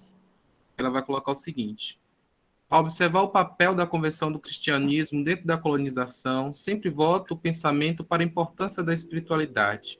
Fico vendo eles forma tão bem-sucedidas na colonização que ou impuseram a fé deles ou retiraram nossa fé. Em qualquer coisa, é como perder a própria espiritualidade, é perder a ancestralidade, né? Bem problemático isso. Acho que um comentário, e ela complementa. Sem falar que a espiritualidade sempre aparece como um frente de resistência quando a gente para de pesquisar sobre os povos originários. Muitos dos processos de resistência são abertamente vinculados à espiritualidade ou até se apropriando da religiosidade imposta.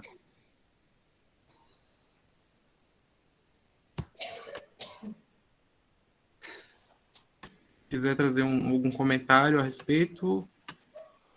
Olha, eu queria falar assim, sabe, uma coisa. As religiões cristãs, elas sempre foram muito, sabe, violentas com os povos indígenas. Eu não quero pregar ódio contra nenhuma religião, contra ninguém. Eu já tive muito ódio do cristianismo, hoje eu não tenho mais. Eu fui seminarista, tá? Eu saí lá da minha comunidade no Amapá com 9 anos de idade, passei a minha adolescência e parte da minha juventude dentro de seminários, tá? Fui formado para ser teólogo. Fui missionário, né, em Minas Gerais, Juiz de Fora e tal. Entrei na UFMG, virei ateu e anarquista e odioso, né? Jorrava ódio contra o cristianismo. Hoje meu coração está curado, não tenho ódio de ninguém. Só que as religiões todas têm que respeitar as diversidades dos nossos povos. E assim, sabe, o que eu penso é o seguinte, que hoje em dia o cristianismo tenta fazer uma reparação, especialmente a partir do CIMI. Hoje as comunidades indígenas estão tendo muito problemas com as neopentecostais, sabe, que tem sido um horror dentro dos territórios indígenas. No entanto, que aí é o que eu quero chegar rapidinho, olha, fazer essa narrativa. Muitos povos e pessoas são convertidas e os pastores ficam felizes da vida achando que nós abandonamos as nossas ancestralidades. Por engano, olha só, a Artionca Capiberibe escreveu um livro chamado Batismo de Fogo, o nome do livro, sobre a conversão coletiva do povo Palicur, lá no Amapá. É uma religião neopentecostal. Os pastores ficaram super felizes, conseguimos um grande feito. Todos os Palicur se converteram, né, para uma religião radical, né, ortodoxa. Quando os pastores saíram da aldeia, né, de falar, olha, a gente vai resolver umas coisas na cidade e volta. Aí os pastores voltaram, quando eles voltaram, encontraram os Palicur fazendo ritual dentro da igreja, fazendo, né, um ritual mesmo para valer. Os pastores ficaram decepcionados, né, e falaram assim, poxa, mas vocês não tinham dito que tinham abandonado, né, essas religiões demoníacas e que tinham se convertido para a verdadeira fé e tal, né, ficaram decepcionados, e os indígenas não tinham muito o que dizer, sabe, porque eles têm que fazer muitas vezes escondidos. Por último, o Ronaldo Vanfas, grande historiador brasileiro, escreveu um livro chamado A Heresia dos Índios. Ele está contando uma história do século XVI, aqui na Bahia. Quando os jesuítas chegaram no Recôncavo Baiano, né, segundo as pesquisas deles, estavam lá os Tupinambá, povo Tupinambá da parente jesuína. E aí os jesuítas chegaram com muita truculência, promovendo a conversão, a catequese. Os Tupinambá, segundo Ronaldo Vanfas, observaram toda aquela presepada ali dos jesuítas e resolveram criar uma religião, sabe, ali imediatamente, que, segundo Ronaldo Vanfas, essa religião foi nomeada como santidade. E a santidade tinha, então, igreja, né, era uma religião tupinambá, tinha igreja, tinha toda a hierarquia de padre, bispo, arcebispo, essas coisas todas, e tinha uma doutrina que dizia assim, olha, nós Tupinambá somos a verdade, né? E a nossa verdade está vinculada a Tupã, está vinculado às forças, né, da floresta e tal. E existe o demônio. Nós concordamos que existe. O demônio, nós não sabemos exatamente quem é, mas nós temos certeza que esses homens brancos que estão aí são emissários do demônio, entendeu? E provavelmente o demônio é essa verdade que eles estão trazendo para cá, dizendo que é verdade. Leiam esse livro, A Heresia dos Índios, foi feito, sim, com muita propriedade pelo Ronaldo Van, e fez uma grande obra produzida. É isso. Muito bom. E aí o colega está colocando que isso também aconteceu aqui nesse território, na divisão entre a região de Jequiriçá e o município vizinho de Jaguaripe, né? Não é uma realidade também tão distante daqui. Eu acho que a gente já está caminhando para o final, né, pessoal? Acho que fica agora vocês trazerem as considerações finais, e agradecimento, o que vocês quiserem falar nesse momento aí. E desde já agradecemos, né, a colaboração, né, a honestidade, a verdade em tudo que vocês trouxeram hoje, em nome do coletivo etnocultural, em nome do DocForm, a todos, todas e todos que estão construindo, né, esse projeto, essa formação, nós agradecemos, gratidão, e esperamos encontrar em outros momentos, em outras formações, porque a perspectiva é sempre no coletivo, né, das mãos. Eu comecei um pouco nervoso, mas é também a responsabilidade, é o dever de também representar muita coisa, né? E, ao mesmo tempo, me fortaleço, porque eu sei que eu não estou sozinho. Então, agradeço também pelo espaço e por estar aprendendo muito nessa noite com a Cacique Jesuína, que é professora, e pronto, agora é professora, viu? É de Sucaiapó, que é uma referência. Eu já tinha falado no início que eu assisti a aula do professor bem antes de saber que ia mediar esse momento de hoje. E fiquei encantado, né, na forma didática que o senhor consegue trazer teoria em forma de vivência. E isso é muito importante, é uma coisa que a gente tem que sempre olhar, né? Quando a gente está pensando em produção de conhecimento, em questão, né, acadêmica, a gente tem que olhar para a teoria como uma teoria que tem que ser trazendo a vivência, né? Que seja facilitadora, que os outros que estão fora da academia consigam compreender uma ideia que às vezes é até complexa. Então, gratidão. A Jesuína também trouxe de uma forma bem profunda, né, um diálogo sobre as possibilidades dos desafios, né, de implementação da lei. Trouxe também alguns caminhos que a gente pode seguir e se espelhar também, né? A gente pensar sempre numa perspectiva de articulação coletiva. Então, desde já agradecemos e pode fazer suas considerações finais. Então, agradecer a vocês aí pelo convite. Dizer, Ivelto, que você foi um excelente mediador, né? Dizer aí que tomara, né, que eu tenha passado aí, tenha atendido a expectativa de vocês, né? E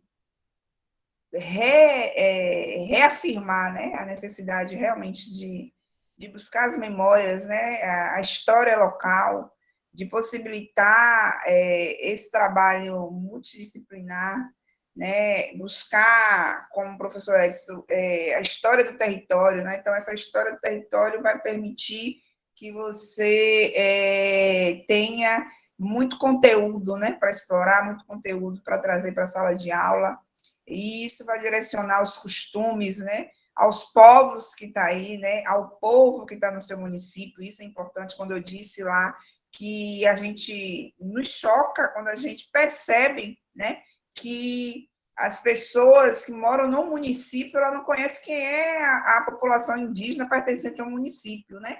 E choca muito mais ainda quando a gente percebe que hoje na Bahia nós somos 33 povos indígenas, né, já reconhecido.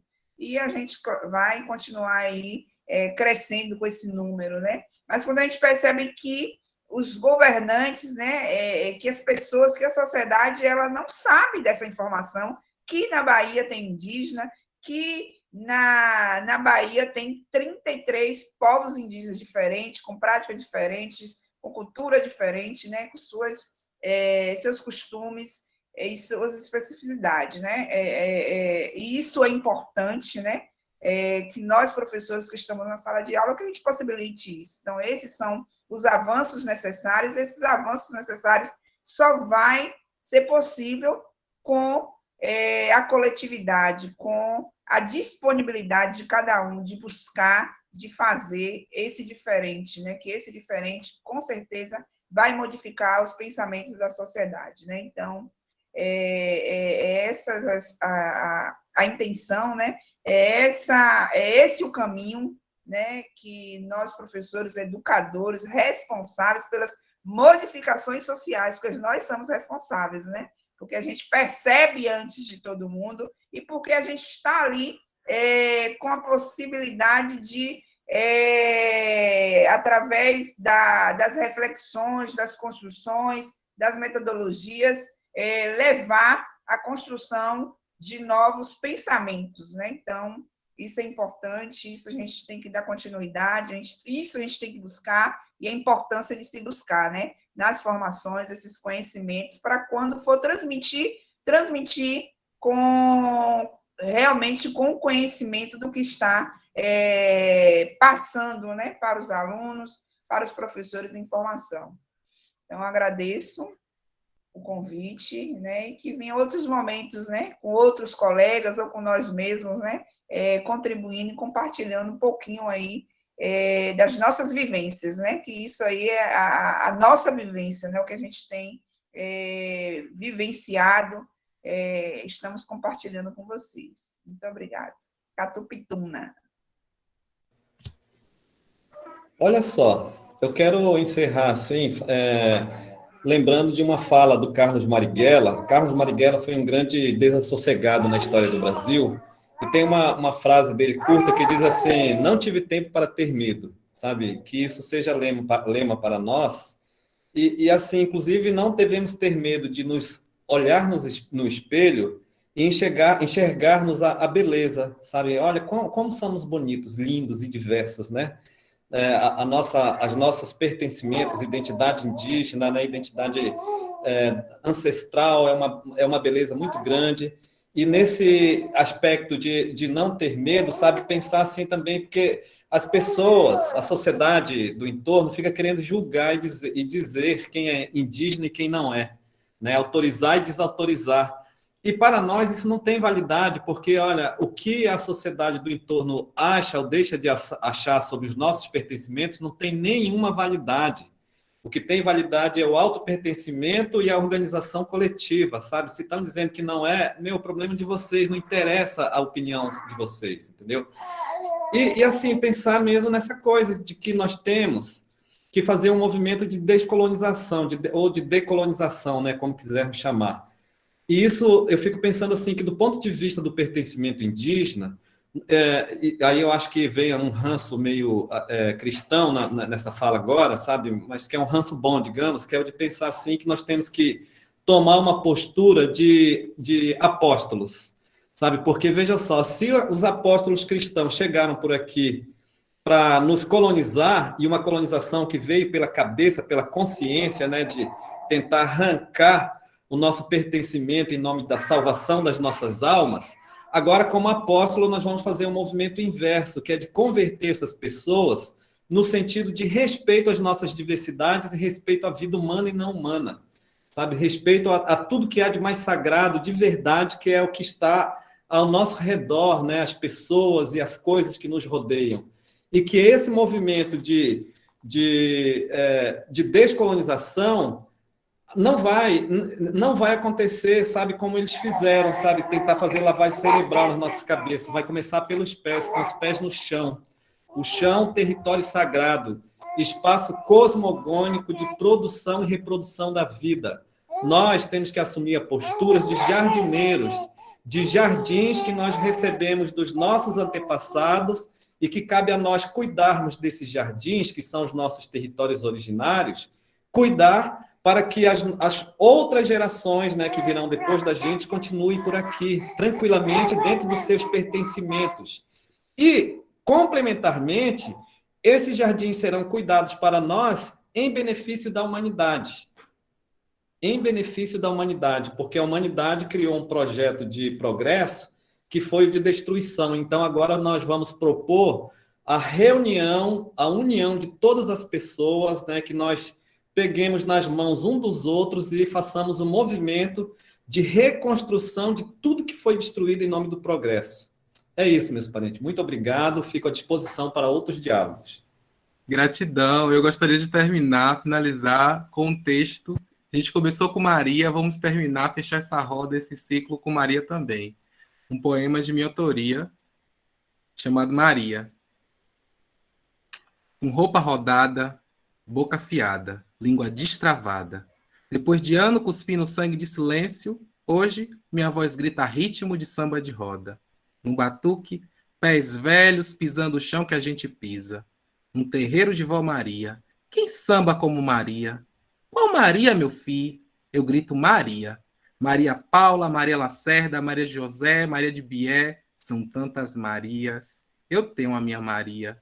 Maria, minha mãe, que samba como menina, requebra na gira e com chá de poejo, reza, inchada e faca molada, afasta todo mal. Termino saudando as minhas Marias, que têm me ajudado a caminhar nessas encruzilhadas da vida.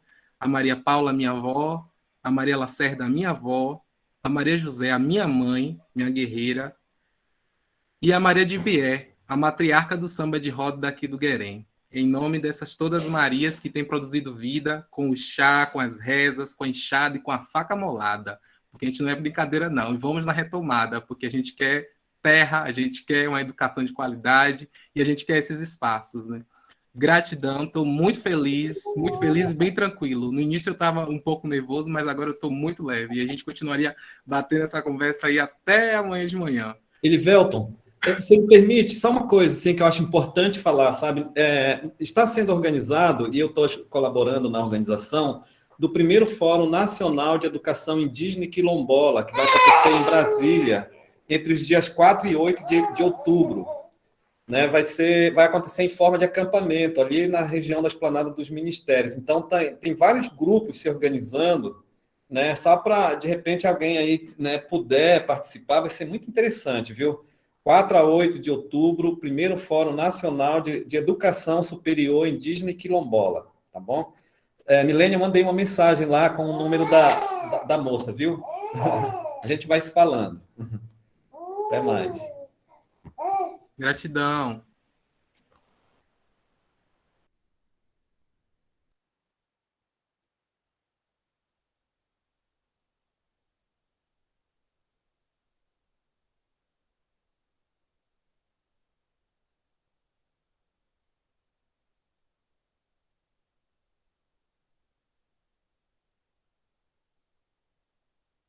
Boa noite, Stephanie. Parabéns pela aprovação aí no curso de Educação do Campo do CFP.